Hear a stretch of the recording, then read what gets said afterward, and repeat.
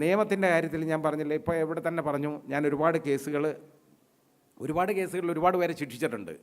ഓരോരുത്തരെ ശിക്ഷിക്കുമ്പോഴും എനിക്ക് സങ്കടമൊന്നും ഇല്ലാതിരിക്കത്തില്ല. ഞാൻ മനുഷ്യനാണ്, എൻ്റെ മനസ്സും വേദനിക്കും, ഞാനും ഒരു സാധാരണക്കാരനാണ്.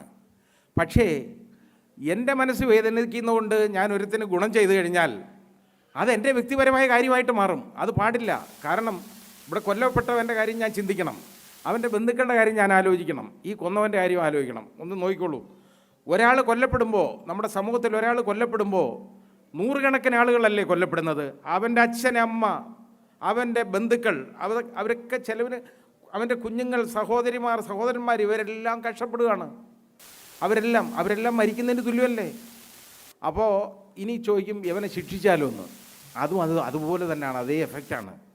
യവനെ ശിക്ഷിച്ച് ജയിലിലേക്ക് അയക്കുമ്പോൾ അവൻ്റെ അച്ഛനമ്മ, ബന്ധുക്കൾ, ഭാര്യ, മക്കൾ, സഹോദരങ്ങൾ അവരെല്ലാം തെരുവിലാണ്. പിന്നെ കാരണം യവൻ നാട്ടിൽ നടക്കുമ്പോൾ പുലിയായിരിക്കും, പക്ഷേ അകത്ത് പോയി കഴിഞ്ഞാലോ അവൻ്റെ വീട്ടിൽ വേറെ ആളുകൾ കയറി നിൽക്കണമെന്ന് നിരങ്ങും. ഇതാണ് സംഭവം.